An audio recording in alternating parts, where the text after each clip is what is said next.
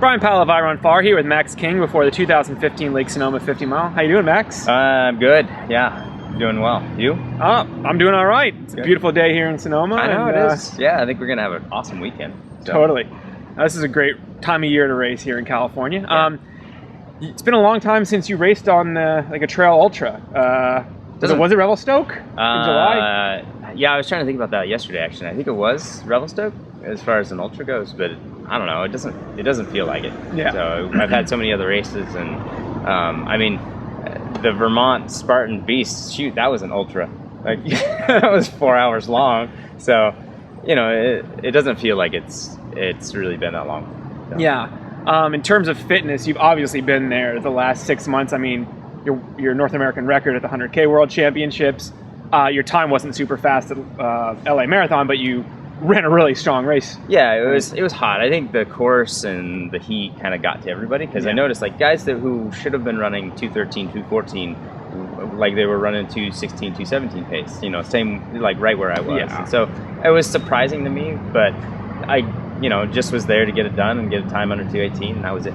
That's all I wanted to do. But it was sort of felt like a de facto national championship with so many people trying to qualify for. Yeah, well, it was a national championship. Oh, was it officially? Yeah, okay. That's right. It was officially the national championship. So that was cool too, getting in like a 5th place at another road race national championship. And you were all like a minute off second, somewhere in that.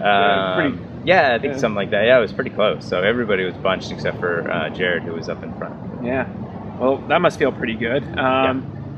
Except, so you got this road fitness that you've showed over the last 6 months, and here we have a 50 miler on the trails, which people think rolling hills like Sonoma. No. No, that's what I've been surprised about the last 2 years when I've been here. It's like I look at it like it should be a pretty fast race. Yeah. And then you go run it and you're like, holy crap, that was a lot of elevation gain. You're just going up and down the entire time. And so, like, yeah, I'm going to be stronger on the roads and stuff, but it doesn't translate here at all. Yeah. So where does that leave you feeling? Because you've run pretty well here the last 2 times. You haven't won the race yet, but you haven't run badly. I haven't run well. But so, yeah. I don't know. I was coming in this year. I was really, like, I signed up thinking that I was going to really kind of go for it and try to get, have a good race this year. Mm-hmm. But I don't know. With everything that's happened, like the marathon took more out of me than I expected. I'm feeling a little like it just took me longer to recover from that. Yeah. Because it turns out a road marathon is still really hard on your legs. I didn't realize that. No matter, it's been a while. Yeah. And then just with Advance Week, I mean, it's funny because everybody always talks about how beat up and stuff they come out of Advance Week, but I actually was really fighting for the time to be able to run, and I just didn't get enough running in. It was just that it was little pockets of 5 miles here and there, and so I don't feel like I'm trained up well enough for this race. Yeah. And so I've kind of ridden it off as more of a training race. Obviously, I'm going to see how it goes. I'm going to go out there and run, and if I feel good, I feel good. If I don't, then it'll be a good training run. Training run for? Comrades, yeah. So that's what I'm really shooting towards, and now I'm getting a little nervous. Like I've got to really kind of make sure that I'm getting some really good, like a good training block in over the next couple. And this would be a really good training course for it. I mean, there's more vert than Comrades, obviously, but it's all runnable vert. Yeah, I mean, yeah, you can run the whole thing. It's not like a real true mountain course. It's not a hiking course, right? Yeah. So it would be nice to come out of this feeling pretty good and be able to get back into training pretty soon. So in the past, you've done a ton of racing, not necessarily in ultras, but there's a lot of weekends you race. Yeah. Are you doing the same thing, like leading up to Comrades? Pretty much, yeah. So I mean, I've definitely, like, no more ultras, obviously, but I've got there are a couple more obstacle races I want to do over the next month. But I'm kind of like Lake Sonoma is really the last little race that I've got going into Comrades. There's going to be some focus time. A little bit of focus time. Really? I mean, it's not a long time. I've only got like 7 weeks until Comrades. I did see that. I think Bruce Fordyce put out a tweet yesterday. Yeah, probably. Like, not that many days ago. It's signed up too, so it's a little nerve-wracking. Woo! Yeah, it's close. So I gotta. I want to get some training in over the next couple of weeks.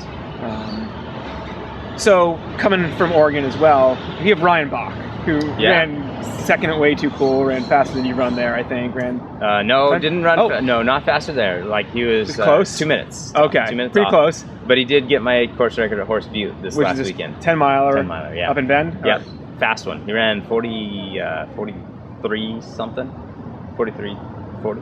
Something like that. 10 miles. Yeah, 53. Sorry. Thank you. Yeah, sorry. 53 something on a trail, which is pretty good. Yeah, totally. Yeah, I was like, he was 40 seconds under my course record. So do you ever run with him, or do you know, like? Yeah.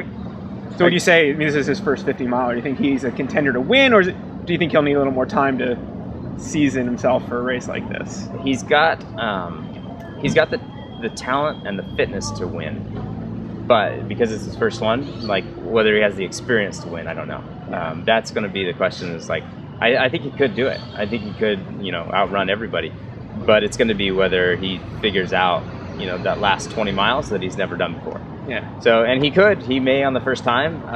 Other people have, but that's going to be kind of the wild card. Yeah. 20 miles and probably way more vert than he's ever seen in a race. Yeah, it is quite a bit more than he's been doing. So, yeah. Well, cool.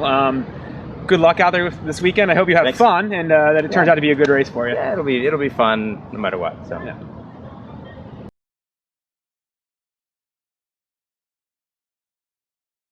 So a bonus question. You mentioned Advanced Week in passing during the interview. That's Solomon's Advanced Week, like a week long sort of like top athletes, gear building, team building. Yeah. What was the most fun you had during Advanced Week? Because there's a lot of running in gear, but there's also a lot of fun. Yeah, there's a lot of fun, but I mean, for me, that is the fun. Like, the fun for me is the time in those really intensive sessions where you're talking with product designers and stuff about all the new stuff that you're going to be able to do and all the stuff that you're going to be able to test and thinking of new ideas and just throwing things out there and having them say, yeah, that's really, really cool.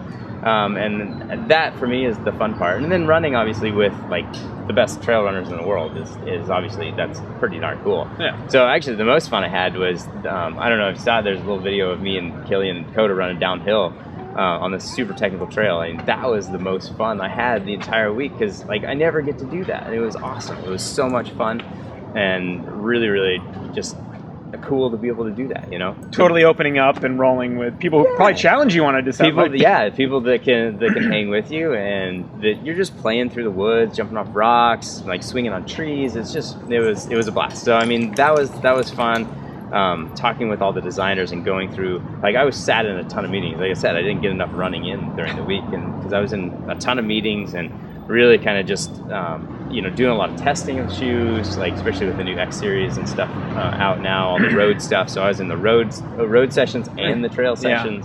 So a lot of meetings, but and it was your real fun initiation into the Solomon crew. Yeah, it was. You just joined the team this year. I knew a lot of the people on the team, a lot of teammates and stuff. But at Advanced Week, you become the family that everybody talks about, and you really bond with a lot of the teammates and stuff, which is really cool. And I really felt that. I mean, like all the athletes really care about what they're doing.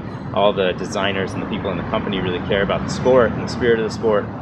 And so I came away with a much bigger appreciation for Solomon than I had before, which is what I wanted. Which I really wanted to feel part of that team because I'm new to it. So, and I do now. Well, I guess it's turning to bonus questions because you mentioned like designing shoes, and I get excited about that shit. Yeah. So do you. Obviously, not talking about anything you talked about in sessions there, but like if Max King could design his shoe with a ton of technology now, because I know you sort of worked with Montreal one a couple years ago, if you could design a shoe right now, how much would it weigh? What would it look like? What would be the characteristics of your ideal trail shoe? Yeah, and I definitely have like my shoe that I want to design, and it's it's actually, I mean, something similar to the Sense that's out now, but it's got to be lighter. It's got to be under 6 ounces and closer to 5, with a little bit more flexibility in that shoe, and I really want it to roll a little bit better. I always feel like that Sense now is a little bit flat. Yep. And I want it to roll a little bit. It's a little better. more of that road roll feel. Yeah, a little bit. And just a little bit smoother transition, a little bit poppier, a little lighter. Minimal lugging then, probably. Minimal lugging, but you still got to have some. Something that works well for a course like Lake Sonoma, actually, where it's really non-technical as far as the footing goes. There's really no rocks. There's a lot of climbing and stuff, so you still need some protection underfoot, some cushion. But you don't want something that's going to really weigh you down and something that's going to be real sloppy. So something like a beefed up cross country flat, maybe. Yeah, kind of. Yeah, and you know that obviously that Montreal shoe, they took a lot of my input for that, and it was really close to what I wanted. That works great for things like half marathon to marathon distance. And now I kind of feel like as I get a little older, like I want a little more cushion in there, you know. So there are some tweaks I would make, and like the Sense is an awesome shoe. I'm going to race in that.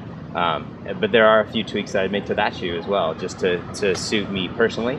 The nice thing is I've got the S-Lab now. They can do that, and they're happy to do that for the athletes and stuff. And so, like, I can call up Patrick and say, hey, I need you to take that rock plate out of there, the film. I want you to lower the heel. I want you to carve this out here and carve that out here. And they can do it. A couple weeks later, a couple weeks later, I have a new shoe, and that is amazing. You know, that like no other company can do that. Yeah. So that's awesome. Well, pretty cool. I'll be looking at your feet every time I see it from now on. All right.